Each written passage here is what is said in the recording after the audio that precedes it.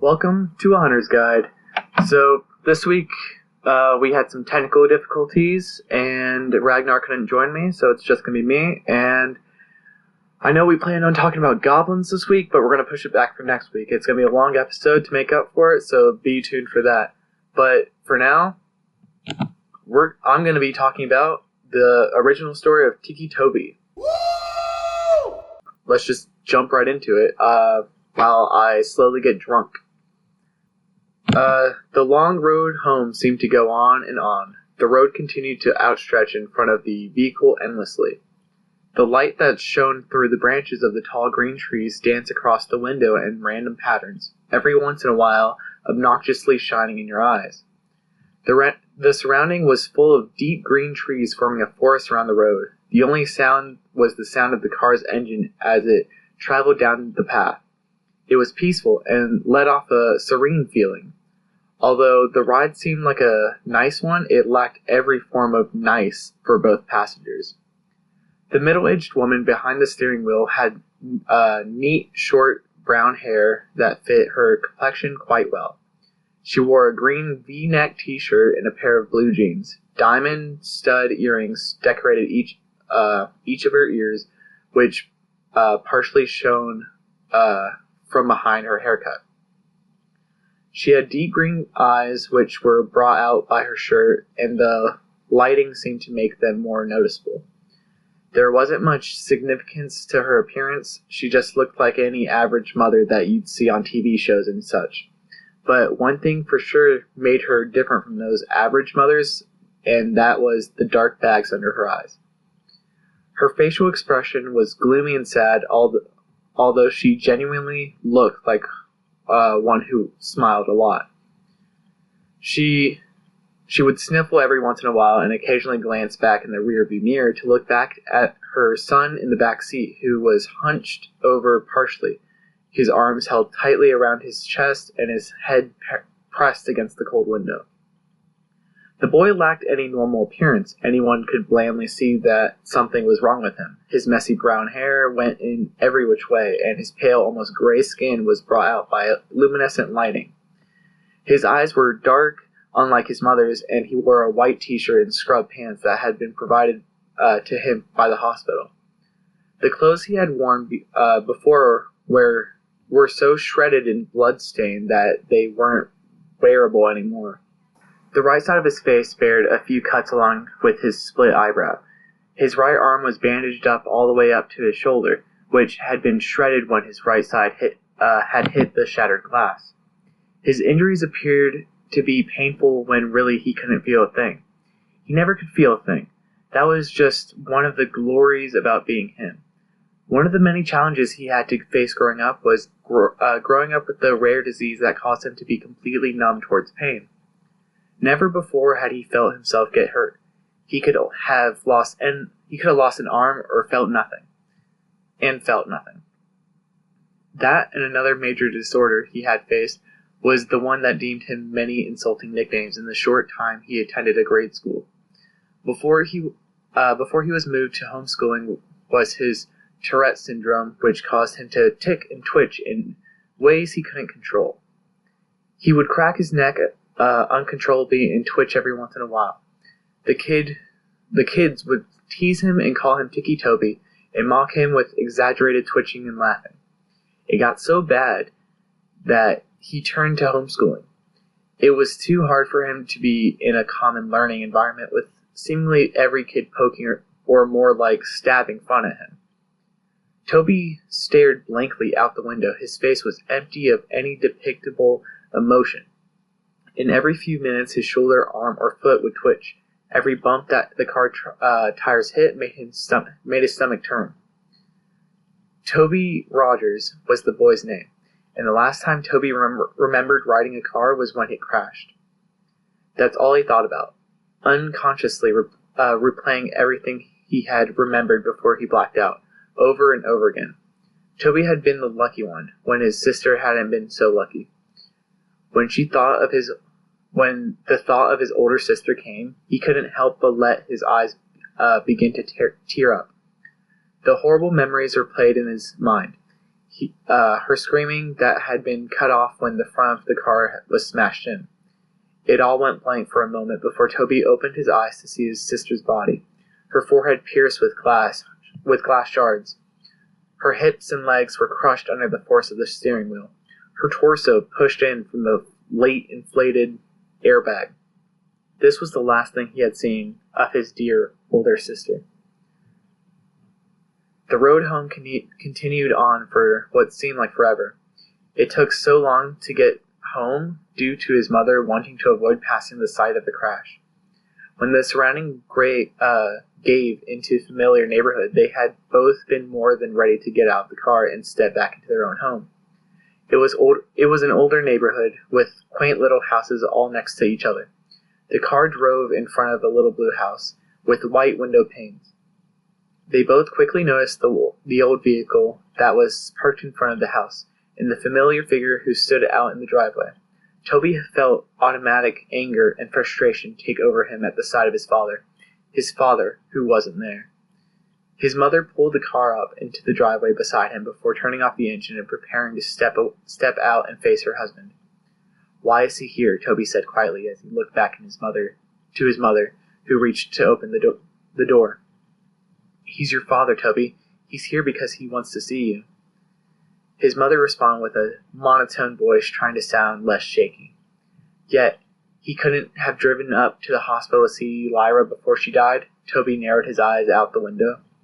"He was drunk that night, honey. He couldn't drive." "Yeah, when is he not?" Toby pushed open the door before his mother and stumbled out onto the driveway where he met his father's gaze, before looking down at his feet with a stern expression. His mother stepped out behind him and met her husband's eyes before walking around the car. His father opened up his arms and expecting a hug from his wife, but she walked past him and put her arm around Toby's shoulder and influenced him to begin walking inside. "Connie," her husband began to say under a raspy voice. "What, no welcome home hug, huh?" She ignored her husband's obnoxious words and walked past him, with her son under her arm. "Hey, he's 16, he can walk by himself," his father began to follow them in. "He's 17, Connie glared back at him before opening the door to the house and stepping inside. "Toby, why don't we get you in your room to rest, okay? I'll come get you when dinner is ready." "No, I'm 16. I can walk by myself," Toby said sarcastically, and glared back at his father before stumbling up the small staircase and turning into his room, where he slammed the door violently. His little room didn't have much in it. Just a small bed, a dresser, a window, and his walls had a few framed pictures of his family back when they were a family. Before his father became an alcoholic and acted violently towards the rest of the family, Toby remembered when he was arguing with his mother and he grabbed her by the hair and shoved her to the floor. And when Lyra had tried to break it up, he pushed her and she hit the back of her head on the corner of the kitchen counter. Toby could never forgive him for what he did to his mother and his sister. Never. Toby didn't care how much his father beat him down. He couldn't feel it anyway. What he did care about was how he intentionally hurt the only two people he cared about. And when he waited in the hospital where his sister took her last few breaths, the only person who didn't rush there was his dad. Toby stood by the window and looked out onto the street. He could have sworn he saw things out of the corner of his eye, but quickly blamed it on the medication he had been put on.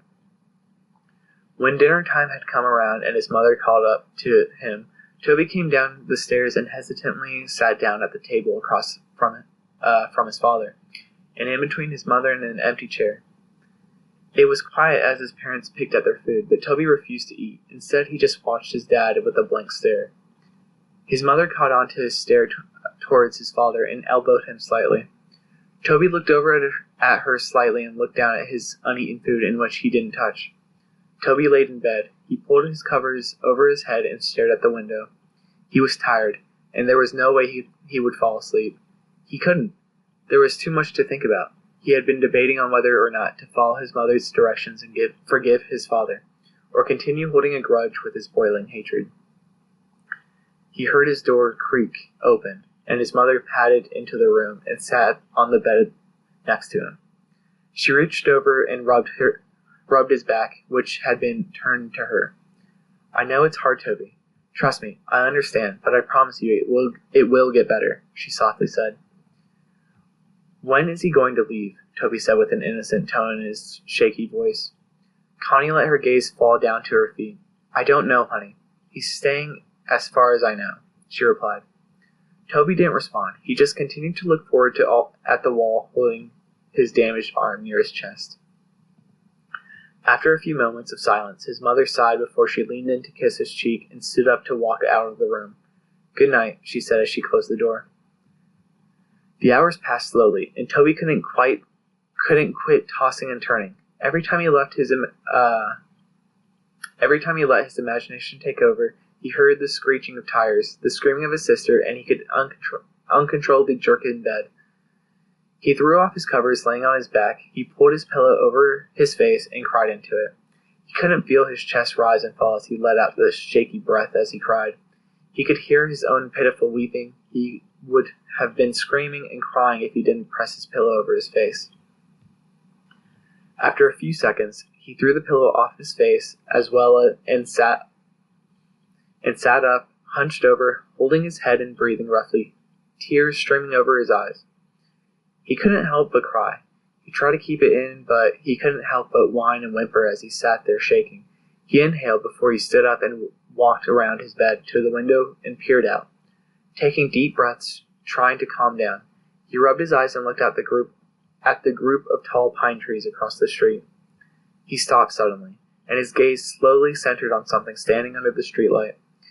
He heard ringing in his ears, and he couldn't look away. The figure stood beside the streetlight, about 2 feet shorter than it, long arms draped at its sides, and it stared up at him with no existing eyes. The figure had no features whatsoever, no eyes, no mouth, no nose, yet it held Toby's hypnotized stare, seemingly peering into his very being. The ringing in his ears grew louder and louder each second he stared before suddenly it all went black. "That, my children, is Slender Man." The next morning, Toby woke in his bed. He felt different. He wasn't tired at all, and when he consciously woke up, it felt like he had been lying there, awake for hours. He had no thoughts flowing through his mind. He sat up slowly and stumbled over to the wall, but when he stood up, he automatically felt dizzy. He stumbled to the doorway and walked down the stairs. His parents were sitting at the table. His father was in tune with the small TV that sat on the countertop, and his mother reading the newspaper. She quickly looked over when she felt Toby's presence looming behind her. "Well, good morning, sleepyhead. You've been sleeping forever," she greeted him with a hesitant smile. Toby slowly looked over at the clock and noticed that it was 12:30 p.m. "I made you breakfast, but it got cold. I was going to wake you, but I felt you needed some more sleep." Her expression fell from happy to worried as her son resisted responding to her. "Are you all right?" Toby stumbled over and sat by his father. He felt as if he was idle and had no control over his actions. He was seeing everything he did, but it didn't seem to register in his brain properly. He reached out to his father's arm, but his hand ended up getting slapped. His father turned to him abruptly and pushed his chair over with his foot. "Don't touch me, boy," he yelled. His mother stood up. "All right, knock that off. That is the last thing we need." The days went by, and things continued as they were. Connie spent most of her time cleaning up the house, and her rude husband spent most of his time ordering her around. It was just how it used to be, before the crash. Toby never really left his room. He would sit by his bed and tremble. His mind would wander, but his thoughts changed too fast to be remembered. He would pace around his small room like a caged animal, or stare out the window. The unhealthy cycle continued. Connie continued to be pushed around by her husband, being way too submissive to him, and Toby remained in his room. Before he could think twice, he would begin to chew on his hands, tearing the flesh from his fingers, and he would gnaw his hands until they bled. When his mother walked in on him while he was doing so, she reacted horribly. She rushed him downstairs and grabbed the first aid. Wrapping his hands in it, she demanded that he wouldn't leave her side from then on. He isolated himself so much that he grew to hate being around others. His memory grew glitchy as well. He'd start missing memory of minutes, hours, days, and so on. He would begin talking nonsense about things completely unrelated to conversations he would have. He'd go off about saying things sharks in his sink as he washed the dishes, hearing crickets in his pillows, and seeing ghosts outside his bedroom window. All the nonsense landed him in a counselor's room. His mother grew too anxious about his mental health. She decided it would be good for him to talk to a professional about what he was feeling. Connie walked Toby into the building, holding his hand and guiding him in. She walked him up to the front desk and began talking to the lady who sat behind it. "Miss Rogers?" the lady asked. "Yes, that's me," Connie nodded. "We're here to see Dr. Oliver." "I'm here with Toby Rogers?" "Yes, right this way." The lady stood up and led them down a long hallway. Toby looked at the framed artwork down the halls and turned into the sound of the lady's high heels on the hardwood floor. She opened the door to the room with a table and 2 chairs. "If we can get him to sit in here for a few minutes, I'll get the doctor." She smiled and held the door open. Toby stumbled into the room and sat down at the table. He looked over at his mother and the lady before the door slowly shut behind them. He looked around the room before he held up his tightly bandaged hands and began to bite at the bandages to unwrap his hands, but was interrupted as the door swung open and a young woman in a black and white spotted dress and light blonde hair stepped in, holding a clipboard and a pen. "Toby," she said with a smile. Toby looked up at her and nodded. "Nice to meet you, Toby. My name is Dr. Oliver." She put her hand out for him to shake, but hesitantly pulled away when she noticed his bandaged hands. "Oh," she smiled nervously before clearing her throat and sitting in the chair across from the table from him. "So I'm going to ask you a few questions. Try to answer them as honestly as possible, okay?" She placed her clipboard down on the table. Toby nodded slowly and held his restrained hands in his lap. "How old are you, Toby?" 17, he responded quietly. She wrote that down on the paper that was clipped to the clipboard. "What is your full name?" "Toby Aaron Rogers." "What is your birthday?" "April 28th. "Who's your immediate family?" Toby paused for a minute before answering her question. "My mom, my dad, and..." He stopped. My sister?" "I heard about your sister, dear. I'm really sorry." Her expression faded into a sad, pity-filled look. Toby nodded. "Do you remember anything from the crash, Toby?" Toby looked away from her. His mind went blank for a moment. He looked down at his lap, and in the surrounding he heard a faint ringing noise. His eyes widened, and he froze in his place. "Toby?" the counselor asked. "Toby, are you listening?" Toby felt a shiver go down his spine until he froze once again and slowly looked out the window through the door. When he saw it, a dark, featureless figure peering at him. He stared, eyes widened, and ringing growing louder and louder until suddenly the loud voice of the counselor broke his trance. "Toby!" she yelled. Toby jumped and fell sideways out of his chair and back up into the corner. Dr. Oliver stood up, holding her clipboard to her chest, a surprised look in her eyes. Toby met her eyes again, his breath twitching as he twitched. That night, Toby laid in bed, his eyes dazed, and he stared straight up at the ceiling. He could feel himself begin to doze off when he heard the scattering of footsteps down his hallway. He sat up and looked towards the doorway, his door wide open. There was no light. Everything was lit by a luminescent blue glow of the moon through his window, leaving a cold lighting. He stood up and slowly made his way toward the doorway when suddenly the door, which was previously wide open, slammed in his face. He gasped and fell back. He was out of breath when he hit the ground, and he began breathing heavily, his eyes wide open. He waited for a second before getting back up to his feet. He reached out and grasped the cold door handle with his bandaged hand and creaked it open. He looked out into the dark hallway and tiptoed out of his room. The window at the end of the hallway lit up the darkness with a blue moonlight as he padded his way down. He could hear footsteps rustling around him, and faint giggling led by the pitter-patter of small feet, which sounded like a child had run in front of him, giggling and running around. The hallway was a lot longer than he had remembered it. It seemed endless, like a ride home from the hospital. He heard a door creak in front of him. "Mom?" he called out in a shaky voice. Suddenly a door slammed behind him, and he jumped and turned around. Behind him he heard a long, eerie groan from behind him. That sounded to croak right in his ear. He turned around as fast as he could, and was suddenly face to face with none other than his dead sister.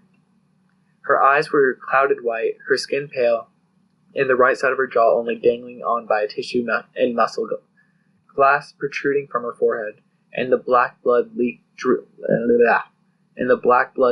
down her face. Her blonde hair pulled up in back in a ponytail, as it always was, wearing her gray t-shirt and athlete shorts, which were dirty and spotted with blood. Her legs were bent in ways they shouldn't be. She stood emitting a long croaking noise, only an inch away from Toby's face. Toby yelped and fell back. "Aw," he started, "Ow!" He started to crawl backwards away from her, not able to break the eye contact he held with her blank dead eyes. He dragged himself backwards until he backed up into something. He stopped for a second. Everything was dead silent except for his heavy breathing and crying. He slowly looked up to meet the blank face of a tall, dark figure that stood over him. Behind the tall, dark mass were rows of children, looking to range from 3 to 10 years old.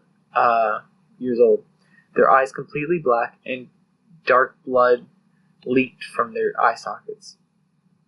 He screamed and stood up as fast as he could, only to be tripped by dark black tendrils that wrapped around his ankle. He fell straight onto his stomach and got the wind knocked out of him. He tried to scream, but he couldn't make a sound. He wheezed out before it all went black. Toby woke up with a start. He screamed and sat up as fast as he could, completely short of breath. He wheezed out and held his chest with his bandaged hands. It was just a dream. Just a dream. He laid back down on his bed and rolled over on his side. It felt like a giant weight had been lifted off his chest, and he took in a deep breath. He stood up and padded over to his window. He saw nothing. Nobody was out there. No ghosts, no figures, nothing. He heard the rustling and coughing of his father out the doorway. His door was closed. He walked over and opened it, looking out into the hallway once again. He padded down the hallway into the kitchen, where he found his dad standing and having a smoke in the living room. Toby waited a second and watched him from around the corner before a burning feeling started deep in his chest. Deep boiling. Anger took over him. He heard the little imaginary voice in his head. "Do it! Do it! Do it! Do it! Do it!" He turned away and held his arms. He felt like he actually had control over himself, unlike he did for the past few weeks since he got home from the hospital. He actually had complete thoughts for just moments before they were clouded by the chanting of the little voice in his head. "Kill him! He wasn't there! He wasn't there! Kill him! Kill him!" They continued on. Toby trembled. No, he wasn't going to do it. Well, was he going crazy? No. He won't kill anyone. He can't. He hated his father, but he had no way he was going to kill anyone, let alone his father. That was it. That was the last thought he had before he fell into an idle state once again. The influence of the voice in his head was too much. He began to silently walk up behind his father. He reached over the counter to the knife holder in the kitchen and pulled out the largest knife that he had been resting in the case. He gripped it in his hand. He felt a sensation take over his chest. He let out a snicker. Heh, heh, He began to laugh so hard he had to gasp for breath. His father turned around abruptly before he felt a brute force shove him into the floor. He grunted as the hair was knocked out of him. The air was knocked out of him. Could you imagine hair being knocked? Gross. What? He looked up at the boy who stood over him, grasping the kitchen knife in his hand. "Toby, what are you doing?" He went to sit up and put his arms out in front of him in self-defense, but before he knew it, Toby was on top of him. He went to grab at his neck, but his father reached out and blocked him, his hand by grabbing onto his wrist. "Stop! Get off me, you little fucker!" he yelled. With his other hand, he threw an off-center punch towards Toby's shoulder, but he didn't stop. The look in Toby's eyes was not sane. It looked as if a demon had taken control over him. He yelled back and went to stab the knife into his father's chest, but he was blocked. He grabbed onto his wrist once again. He went to shove him back, but Toby kicked out at his feet in front of him and landed a hard blow straight to his face. His father recoiled and pulled his arms away to cuff his face, but Toby got back up and drove the knife straight into his shoulder. His father let out a loud cry and went to pull the knife out, but before he could, Toby threw his fist straight into his face. He began to pound his fist into his head, laughing and wheezing.